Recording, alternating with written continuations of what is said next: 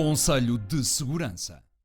Mais de 1 milhão de pessoas saíram à rua um pouco por toda a França para protestar contra o aumento da idade de reforma para 64 anos, decidido pelo governo de Emmanuel Macron.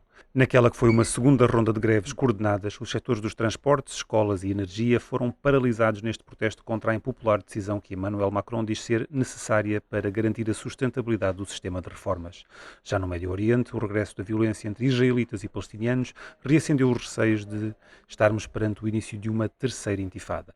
Estes são os dois temas desta edição do Conselho de Segurança, o podcast de política internacional da Sábado, que conta, como habitualmente, com a presença do professor de Relações Internacionais Vasco Rato e do jornalista João Carlos Barradas. Eu sou o Nuno Tiago Pinto, diretor da Sábado e moderador deste podcast.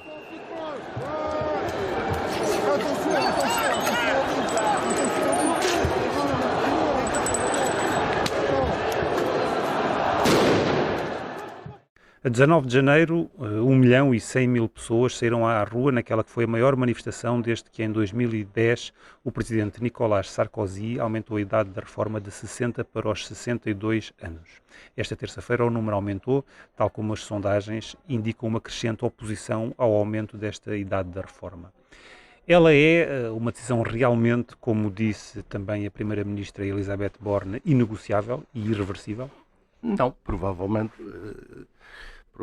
não, porque nas últimas 2 semanas o projeto foi apresentado no dia 10 de janeiro e nas últimas 2 semanas já tem havido alguma negociação, algumas concessões por parte do governo. Está a ver, o problema em França não é muito diferente do problema no resto da Europa. No fundo, o que é que se trata aqui? Qual é o problema? O que é que se trata? As nossas sociedades europeias, extremamente generosas com as prestações sociais, têm dificuldades em financiar essas mesmas prestações. E isto não é por razões de vontade dos políticos, etc.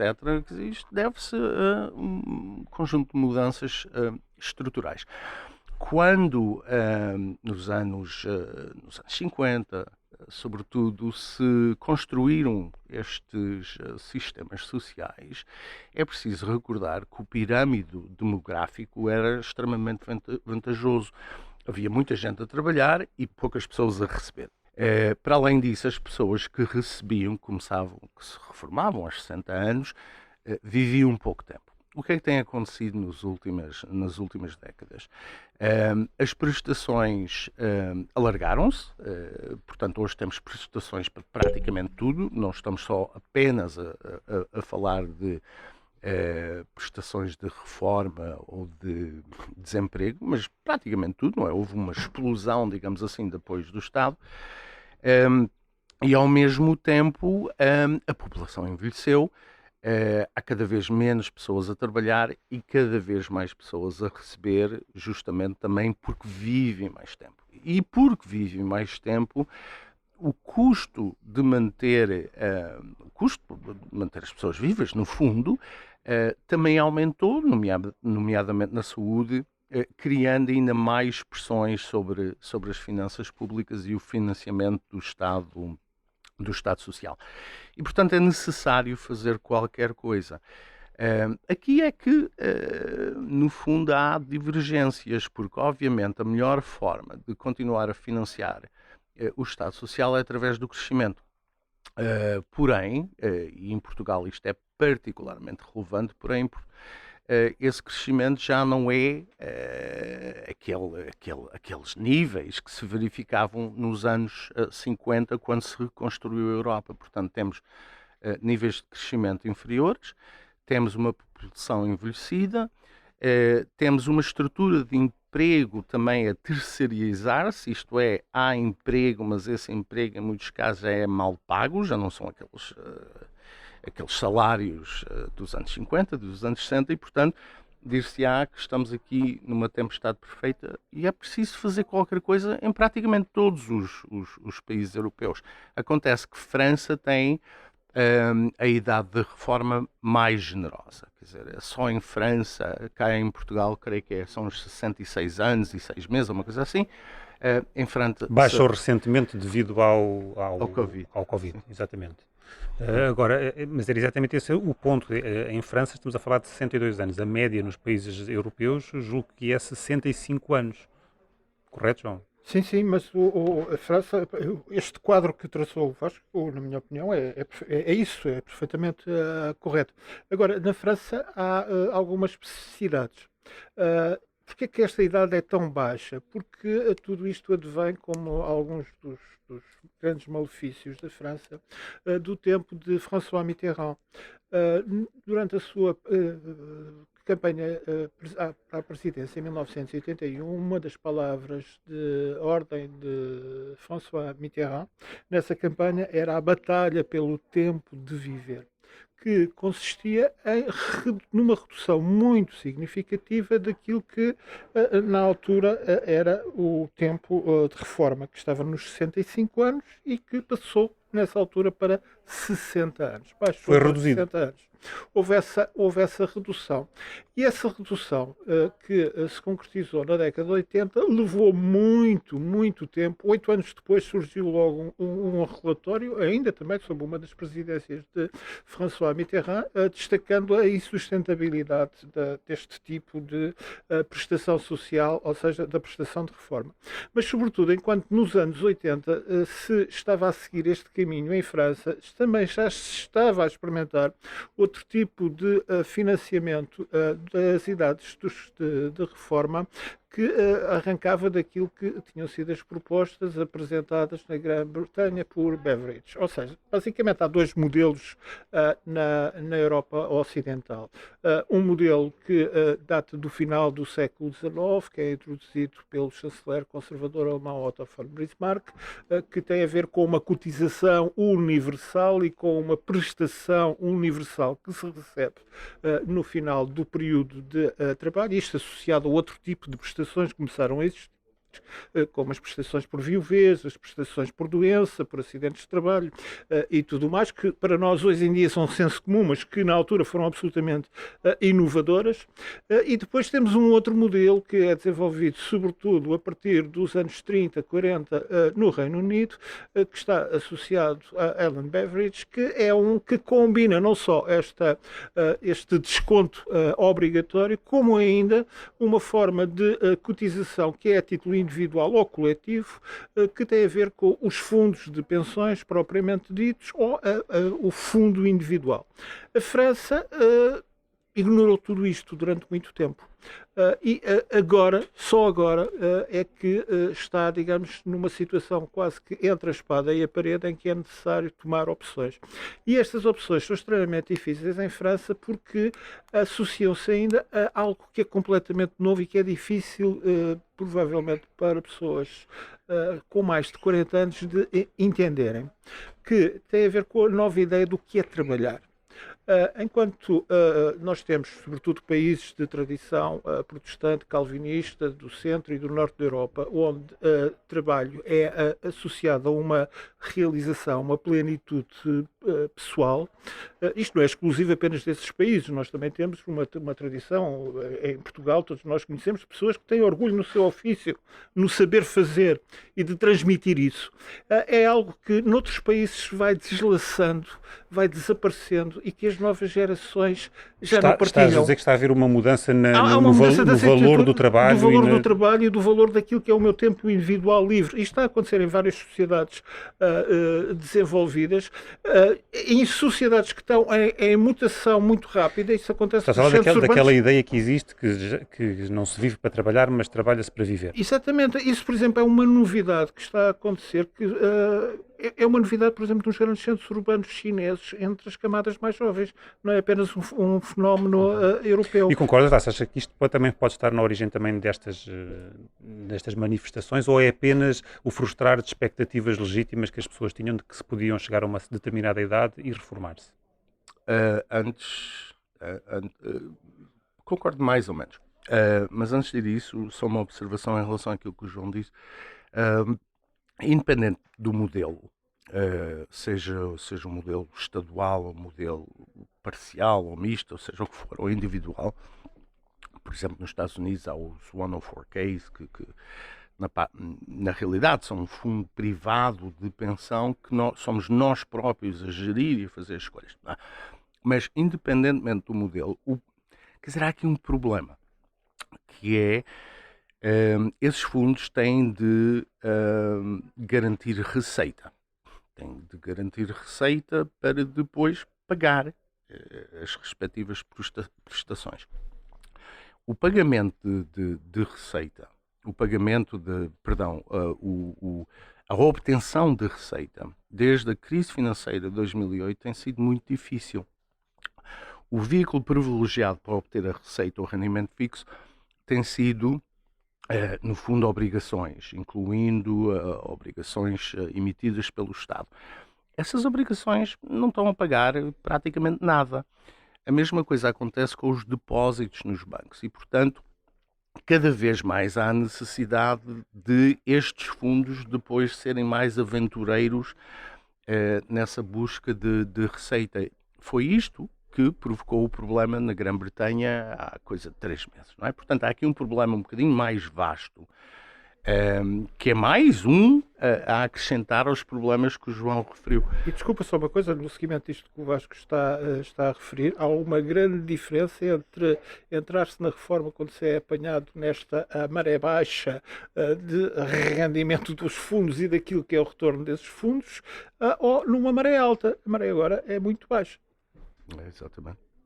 Agora, relativamente ao trabalho, sim, quer dizer, as pessoas naturalmente estão a encarar o trabalho de forma diferente. Já não vivemos uma sociedade industrializada onde temos o emprego para a vida.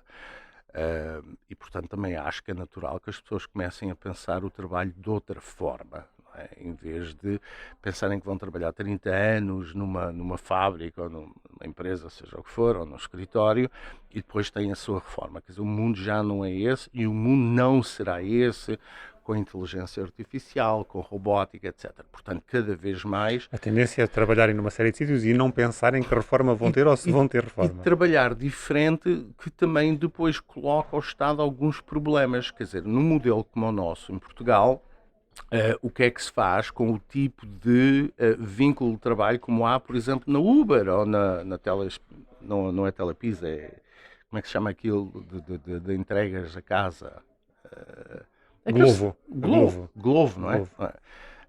Quer dizer, o vínculo dessas pessoas é cada vez mais precário, até porque as empresas dizem que não são trabalhadores, são parceiros. Não sabemos. São colaboradores. Mas nós temos cá os trabalhadores independentes, toda a gente que vive na infelicidade do recibo verde. Exatamente. E por aí fora. Não é? Exatamente, mas isto é um novo mundo do trabalho. Quer dizer, e este modelo, de facto, deixa muitas pessoas... e eu acho que muitas dessas pessoas têm esse tipo de trabalho, têm consciência, os meus filhos, por exemplo, têm consciência que não vão ter reforma nenhuma garantida pelo Estado daqui a 40 anos. E podemos dissociar estas manifestações em França com aquelas que ocorreram no ano passado devido ao aumento do custo de vida e dos preços dos combustíveis e algumas paralisações que deixaram mesmo postos de combustível sem gasolina. E muito mais atrás ainda do movimento dos coletes amarelos. Podemos dissociar estas manifestações? Que é um pouco diferente, porque trata-se de uma mobilização de tal maneira ampla que ela só tem comparação, segundo os dados da imprensa francesa, com aquilo que ocorreu em anteriores contestações, em 95, em 2003, que estavam relacionadas também com projetos de revisão do sistema de reformas e pensões em França e com tudo aquilo que teve a ver com mobilizações sobre alterações de leis laborais. Ou seja, em França, apesar de também haver uma diminuição muito significativa daquilo que é a filiação sindical e do peso político dos sindicatos, seja daqueles que anteriormente estavam ligados ao Partido Comunista e outros que estavam mais ligados ao Partido Socialista e outros agora onde o peso da direita é muito maior, continua a haver uma capacidade de mobilização extremamente grande na rua. Só que há uma diferença entre aquilo que é a tendência para o motim, que se fez notar, por exemplo, no desrespeito sistemático por aquilo que se pretende ser a autoridade do Estado durante contestações anteriores, e isto que estão a ser manifestações massivas. Já tivemos 2 grandes jornadas nacionais de greve e temos uma terceira, porque este processo vai ser um processo relativamente rápido.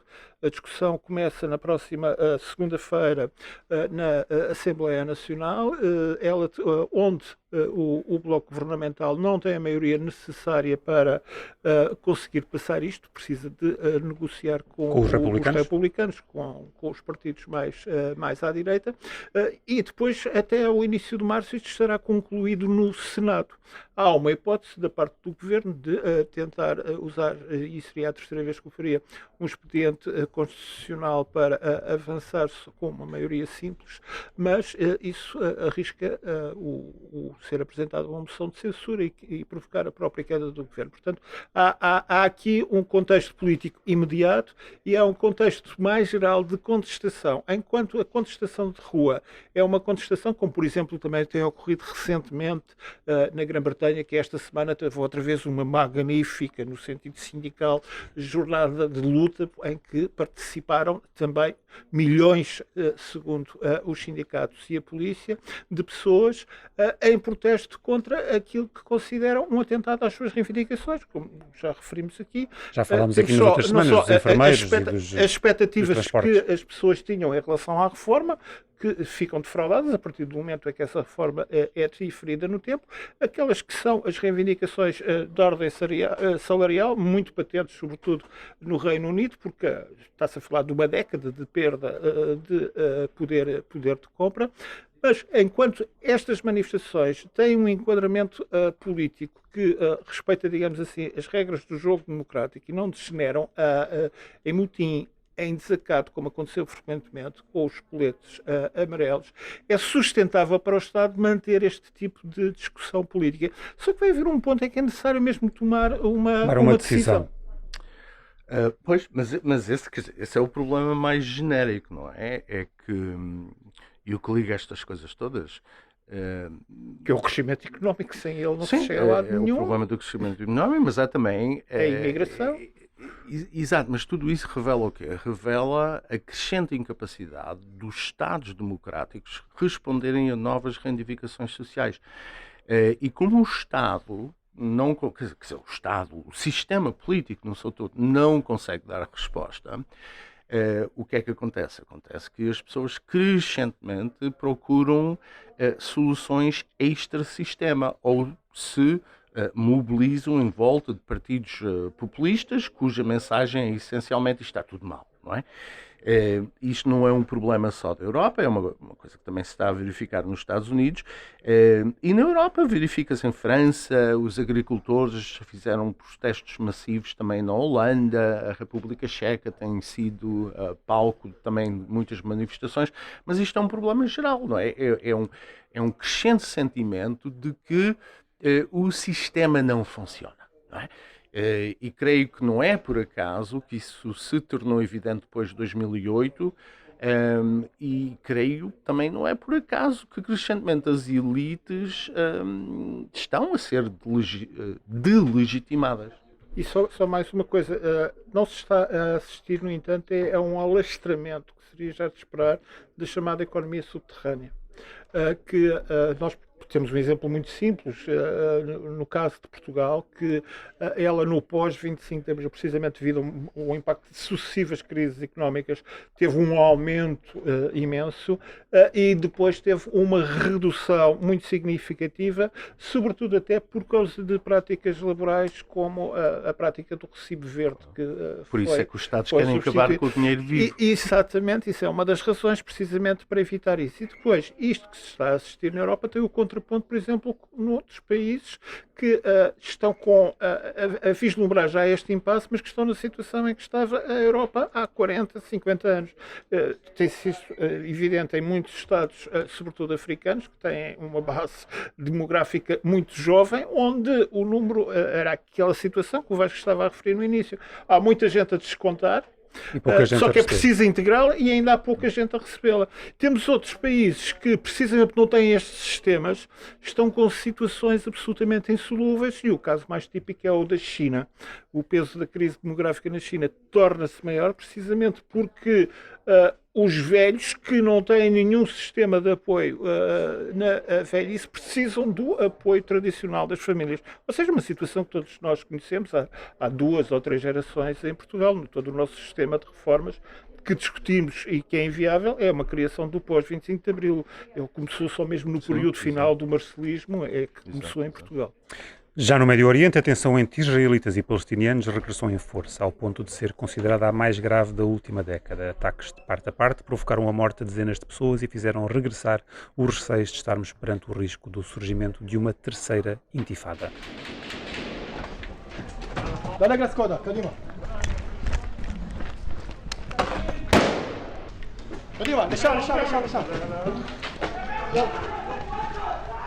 Yes?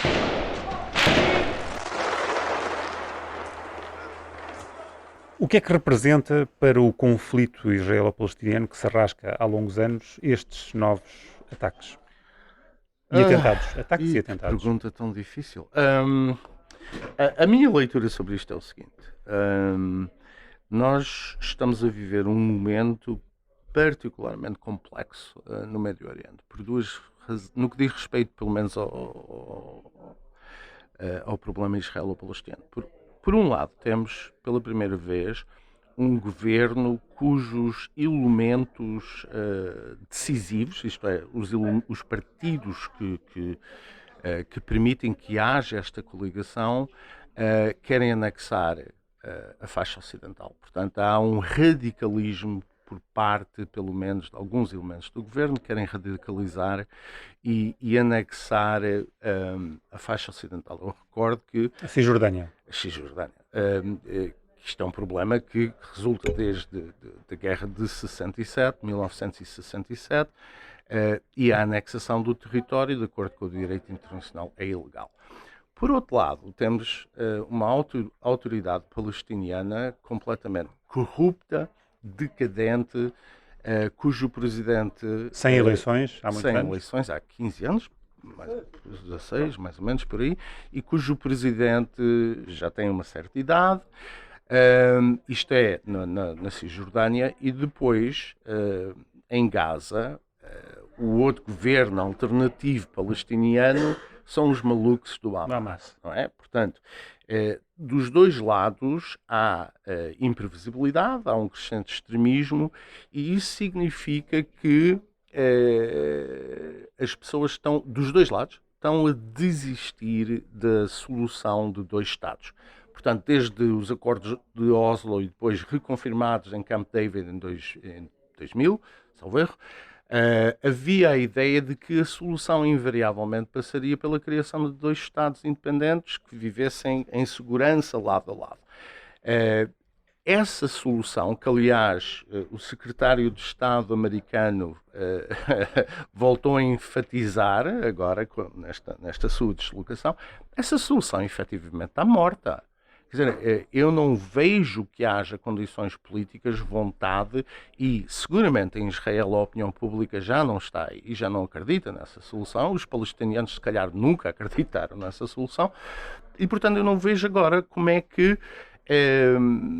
se reconhecer o falhanço dessa ideia dos 2 Estados, o que é que vai acontecer? Como é que se pode reconciliar um conjunto de reivindicações dos 2 lados que são absolutamente irreconciliáveis? Esse é que é o problema de fundo, não é?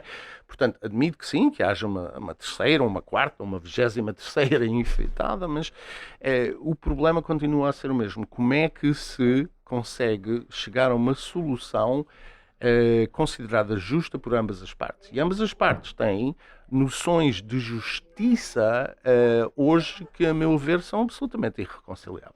E quanto mais o tempo passa, mais difícil essa reconciliação se torna. O Washington Post, por exemplo, escreveu que o avô do palestiniano que na semana passada matou 7 civis junto à sinagoga foi assassinado há 25 anos por um judeu extremista. Ou seja, este ciclo de violência passa de geração em geração e torna cada vez mais difícil conseguir chegar-se aqui a uma solução. E é por isso que há sempre esta referência à nova intifada, porque a intifada, a primeira que ocorreu entre 87 e 93, foi uma rebelião generalizada. O nome é particularmente feliz porque em árabe significa abanão. Foi de facto um abanão para os dois campos, para o campo palestiniano e para o campo israelita. Só que nós temos de falar de duas coisas, Mas dos números e dos o passos. abanão no sentido negativo, talvez possas Sim, intifada, sim. esclarecer isso. É um abanão quando Violento. se deita algo abaixo, provoca, é um abanão violento mesmo. Isto tem a ver com a própria estrutura destas sociedades. O ponto de viragem é, de facto, 1967, quando Israel opta, houve discussões entre a liderança trabalhista, que durante praticamente meio século controlou os centros de decisão política do Estado judaico, quando se optou pela anexação dos territórios conquistados nessa guerra de 1967. E houve depois um movimento de colonização. Esse movimento de colonização atingiu um ponto irreversível. Não Nós foram temos, anexados, João. A Cisjordânia não foi anexada. não, a Cisjordânia não é anexada, mas há uma anexação sobre na prática ocupação. da ocupação desses territórios e pequenas parcelas foram sendo de facto anexadas Colonizadas. e algumas até em termos de direito. Nunca reconhecido internacionalmente, isso é um facto fundamental. Ora, quando se já atingiu um número como 500 mil de colonos a viverem nestes territórios ocupados, atingiu-se um ponto não irreversível. Isto não é reversível.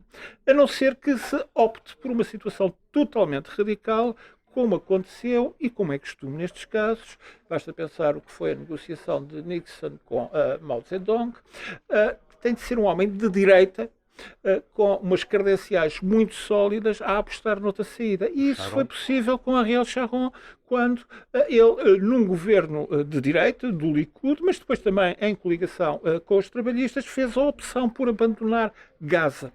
Gaza é um pequeno inferno que está ali perdido entre Israel e o Egito, onde a situação de degradação social é imensa, o que explica como é que um grupo como o Hamas, que não é um grupo de malucos, eu discordo totalmente desta qualificação que faz. Não é uma classificação académica.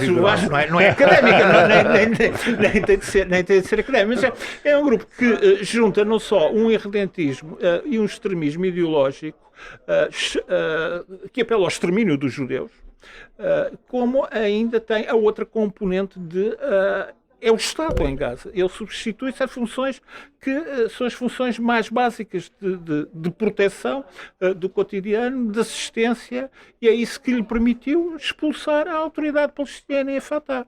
Nós agora, o que estamos a assistir nestes confrontos, e estes confrontos, nós temos de pensar que este rapaz tinha 13 anos quando fez este atentado contra uma sinagoga. E obteve facilmente uma pistola metralhadora.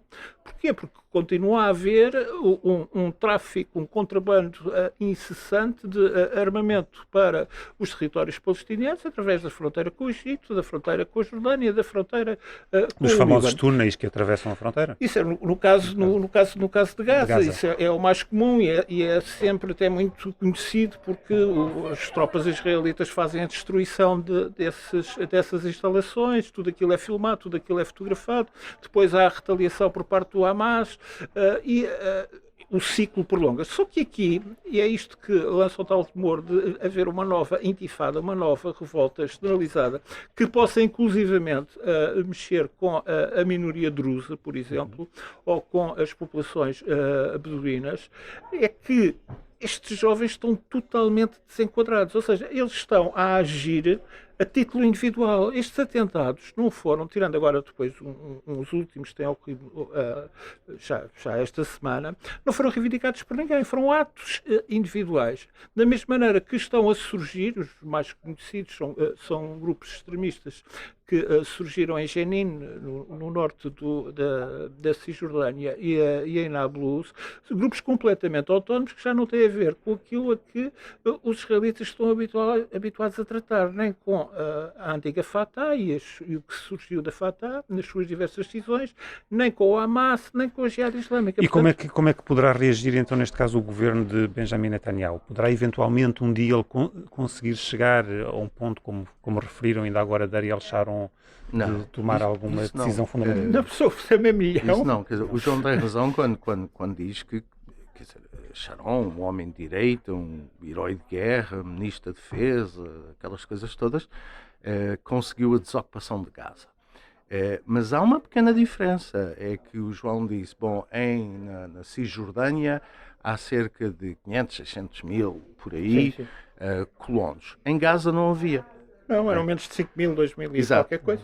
Portanto, e mesmo assim, quer dizer, aquilo foi problemático na altura, mas é absolutamente impossível limpar, entre aspas, os colonos destes territórios. Aliás, isto é o pecado original, aliás, está nos acordos de Oslo que reconheciam que havia territórios A, B e C, quer dizer, para não entrar muito nessa... Portanto, além de se juntarmos além dessa impossibilidade de retirada, o reconhecido direito de regresso dos palestinianos... Sim, mas esse é que é um problema, quer dizer, o direito de regresso foi... Costuma-se dizer que Arafat nunca perdia uma oportunidade para perder uma boa oportunidade. Quer dizer, Arafat tinha... Quem disse foram mesmo estrangeiros, Bergante e israelitas. Mas com razão. Mas com razão, porque... Nem os judeus depois também fizeram o mesmo, também perderam todas as suas oportunidades. Barak, o primeiro-ministro israelita, ofereceu a Arafat 98% da Cisjordânia. O negócio... Foi 98%, quer dizer, com mais ou menos. Mas, de qualquer forma, era o melhor negócio que os palestinianos poderiam sonhar em obter. E o que é que aconteceu? Arafat disse que não. E disse que não porquê? Porque insistiu no direito de retorno. Qual é o problema do direito de retorno? O problema do direito de retorno, para quem nos está a ouvir, significa que as pessoas que foram expulsas ou que saíram das suas terras podem regressar. O problema é que não estamos a falar de 1967, estamos a falar de 1948. Portanto, quando Israel declara a sua independência, é invadida por 5 países árabes e muitos palestinianos são expulsos, muitos palestinianos fogem da guerra, muitos palestinianos fogem porque os governos árabes basicamente estavam a dizer saiam daí agora e serão os territórios palestinianos serão libertos daqui a pouco tempo e depois podem regressar. Portanto, consequência disto tudo, 1948 são milhões de pessoas nos campos de refugiados, incluindo Jenin, aliás. Sim, vão referir entre os 4 e os 6 milhões de pessoas recenseadas pela ONU. Pela ONU, exatamente. Sim, nessa altura. Nesta presente altura. E os seus descendentes, os netos, não sei o quê, esta gente que o João agora está a escrever, não é? Dos campos de refugiados. Portanto, a insistir que possa haver o regresso de 4 a 5 milhões de pessoas. Num país tem sensivelmente, Israel tem uma população de 10 milhões, sensivelmente. 9, mais ou menos. Sim, 9, 10. Quer dizer, é absolutamente irrealista. Quer dizer, isto não vai acontecer. Nunca. Portanto, quando Arafat insistia nesta posição, sabia que não havia possibilidade de chegar a um acordo. Eu, aliás, começo a pensar que há muitos anos nem os palestinianos nem os israelitas querem um acordo. Não querem um acordo, porque isto serve... questões... Mas porquê? Deixa só terminar. Sim, porquê? acaba. Não, porque serve o interesses de ambas as partes, não é? Serve o interesses da Fatah, que continua a sacar dinheiro, quer dizer, uma coisa, aquela corrupção toda, quer dizer... serve o Hamas, que pode dizer que Fatah não está a fazer nada e, portanto, tem de haver uma estratégia mais revolucionária, ofensiva, etc. Serve os israelitas, que não têm de lidar com os colonos. Quer dizer, serve toda a gente, não é? Portanto, esta situação em que não há um acordo não é necessariamente má para todas as partes envolvidas. Exceto para a população, provavelmente. Exceto para a população, porque há aqui umas E desde componentes... quando é que os civis contam, não é? Exatamente. Porque há aqui outras componentes que, naquilo que o Vasco está a dizer, não aparecem, que têm a ver com a partilha dos recursos hídricos. A partilha dos recursos hídricos é absolutamente vital. Os colonatos israelitas sacam a água toda. Os problemas que existem nessa matéria com a Jordânia são absolutamente intratáveis e é preciso uma solução política para este problema que apenas se agrava com a passagem do tempo. A liberdade de movimentos, inclusivamente nos territórios alegadamente controlados pela autoridade palestiniana, que não existe para os palestinianos. Quando se anda por aqueles territórios, percebe-se perfeitamente que se está num inferno de proibições e de abusos. A situação é absolutamente intolerável para a mínima dignidade humana e por isso é que surgem sistematicamente as histórias da grávida que morreu porque não foi parada a ambulância num posto de controlo, do doente que não lhe é permitido acesso ao hospital, depois das ambulâncias que são utilizadas para transportar equipamento para atos terroristas e por aí fora, e andamos neste universo. E depois um crescente racismo de parte a parte, que os israelitas, como Estado, instituíram praticamente como lei. A partir do momento em que foi adotada uma lei, em 2018, que considera que a autodeterminação nacional no Estado de Israel é algo de exclusivo dos judeus. Sendo que depois há uma discussão interna no mundo judaico sobre o que é ser judeu. Mas ser judeu é necessariamente não ser árabe, não ser druso, não ser beduíno. Não, pode ser judeu e árabe. Sim, até pode ser judeu e Claro. curdo e por aí fora, Claro. mas eu estou a falar em termos de cidadania para o Estado de Israel. É que 20% da população dos tais 9 milhões de habitantes de Israel são árabes e são árabes israelitas. Eles têm peso eleitoral. Têm um estatuto absolutamente secundário naquela sociedade e não é apenas por não cumprirem serviço militar. Não são os únicos, aliás, também entre os judeus, os ultra-ortodoxos, outra polémica violenta dentro da sociedade de Israel, também não cumprem serviço militar. Mas há, de facto, aqui uma cisão que atinge as formas de racismo mais extremadas, quer do lado israelita, no sentido quase teocrático, como agora acontece com esta ascensão da extrema-direita, quer do lado palestiniano e árabe, que é aquele que é mais conhecido entre nós no Ocidente, dadas aquelas declarações incendiárias. O Holocausto nunca existiu, os judeus têm um plano para dominar o mundo, juntamente com os americanos e por aí fora. E depois, toda esta gente está como que isolada. O problema palestiniano não tem nenhuma da centralidade que teve nos anos 60 e nos anos 70 no Médio Oriente.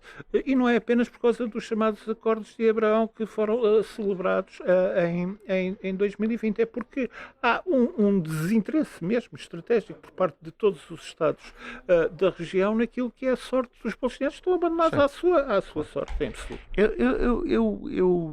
A única coisa que discordo aqui significativamente com o João é esta caracterização de racismo. Vamos lá ver, quer dizer, Israel é um projeto sionista, quer dizer, Israel existe para a autodeterminação do povo judaico, que antes de 1948 teve algumas dificuldades cá na Europa, por exemplo. Portanto, eu não vejo problema nenhum em que o Estado de Israel tenha um caráter judaico, é por isso que ele existe. Depois podemos discutir quais devem ser os direitos das minorias, etc, etc, etc. Mas não me parece que a questão seja assim tão simples. De qualquer forma, eu a última vez que estive naquela região, eu atravessei de Israel para os territórios, para a faixa ocidental. Já o tinha feito antes, noutras ocasiões, e é cada vez mais difícil atravessar. E quando a gente atravessa, tem a sensação plena que estamos a ir de um país rico, avançado, primeiro mundo, Do jardim para o para o inferno. quarto mundo, quer dizer, uma coisa absolutamente dantesca, não é? quer dizer, o facto de a autoridade palestiniana e os palestinianos viverem assim, vamos lá ver, também se deve aos políticos palestinianos, que estão mais interessados em roubar a assistência internacional, sobretudo europeia, que somos nós, na prática, que mantemos a Fatah no poder, do que desenvolver os territórios. O João tem razão, que há ali problemas na gestão da água e de outras coisas, mas não se deve sacar toda a responsabilidade a Israel. Quer dizer, os palestinianos têm aqui muita responsabilidade. E uma das coisas, a propósito desta minha última entrada nos territórios, eu fui a Belém. Como toda a gente sabe, para cristãos, eu não tenho assim grande sensibilidade religiosa, mas mesmo assim queria ir a Belém por razões óbvias. E crescentemente o que se verifica é que os cristãos estão a ser corridos pelos palestinianos de Belém. Quer dizer, uma das coisas pouco falada é a discriminação, é as purgas, e não é só no território palestiniano, é também no Iraque, na Síria, noutros sítios, dos cristãos. Os cristãos estão a ser, para todos os efeitos, exterminados, não no sentido físico, mas culturalmente exterminados no Médio Oriente. Atenção, aí, o caso palestiniano é um pouco diferente, porque enquanto até aos anos 60 e os anos 70 nós tivemos sobretudo ideologias nacionalistas laicas, em que os cristãos, precisamente por serem uma minoria, tinham um papel determinante, como tiveram no Líbano, na Síria e por aí fora. A partir do momento em que tivemos uma ascendência do radicalismo islamita, tivemos a subordinação cada vez maior desses cristãos. Isso é o que está a acontecer. Mas esse será um excelente tema para um próximo programa. Mas isso é verdade, mas esses partidos laicos, nacionalistas, o partido Baath, por exemplo, foram todos à vida, não é? Exatamente. Portanto, uma das consequências, e aqui aceito a tua sugestão, é num programa futuro falar sobre... Será um excelente tema para um próximo episódio. Para já temos que passar às sugestões de uma forma muito rápida. Muito rápido, eu continuando nesta onda, eu estou a ver, literalmente, faltam-me 2 episódios, estou a ver uma série... Eu já vi todos. Uma série chamada Fauda, F-A-U-D-A, que é uma série da Netflix, que vai na 4ª temporada. Devo dizer que a primeira e a segunda temporadas são fantásticas. Esta não me aquece nem arrefece. Portanto, mas mesmo uma má temporada de Fauda é preferível a muitas outras coisas. A série é essencialmente sobre um grupo de contra-terrorismo israelita que trabalha justamente nos territórios palestinianos. É muito interessante, sobretudo a primeira e a segunda. Eu recomendo também a Fauda, porque ela dá, apesar de ter situações altamente rocambolescas e verosímeis, ela dá uma ideia, e como a série é falada em árabe e em hebraico, ela dá uma ideia do que é a dinâmica do confronto, o que é os territórios ocupados, o que é a punição coletiva, por exemplo, que é algo que é muito evidente nesta 4ª série que está a dar, que é aqueles exemplos que nós temos agora a assistir nos noticiários, ou seja, o terrorista cuja casa e cujos familiares ficam sem casa porque a casa é destruída pura e simplesmente como ato de retaliação e punição coletiva, que neste caso está-se a agravar porque agora, pela primeira vez, foi também selada uma casa de uma família, precisamente deste miúdo de 13 anos que fez o atentado à porta de sinagoga, matando 7 pessoas, e de um outro que, pura e simplesmente, tentou fazer um atentado e acabou ferido, e que a casa da sua família também vai ser destruída. Tudo isto passa pela Fauda e, apesar de haver, sobretudo, uma preocupação para não provocar vítimas civis, que está de facto ausente da maior parte das ações punitivas israelitas e dos raids, a série é importante para tentar perceber aquilo que se passa naquele universo quase concentracionário, e é por isso que ela tem tanto sucesso, sobretudo nos países árabes que não conseguem produzir séries daquele tipo E uma delas é sobre Gaza, justamente. E uma delas é sobre Gaza. A série, aliás, começa aí com esse tipo de infiltrações e, sobretudo, da relação que nós tendemos a esquecer. Árabes e israelitas, culturalmente, pelo menos uma parte daqueles, sobretudo, que são oriundos do Magreb e do Iraque e da Síria, têm uma relação muito próxima, até cultural, com os palestinianos, que ambas as partes tendem a esquecer. Muito obrigado aos dois. O Conselho de Segurança fica por aqui. Nas bancas está também a edição desta semana de sábado, que nos 115 anos do regicídio recorda como era a vida da última família real portuguesa. Como habitualmente, pode ouvir-nos no site da Sábado, mas também nas plataformas do Spotify, Apple Podcasts e Google Podcasts. Até para a semana.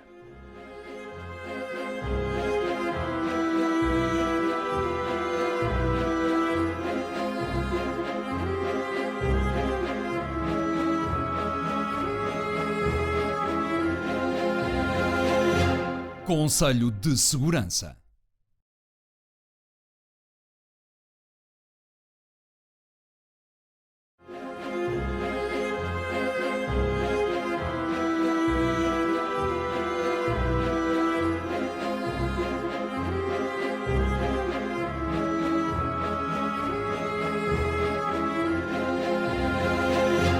Conselho de Segurança.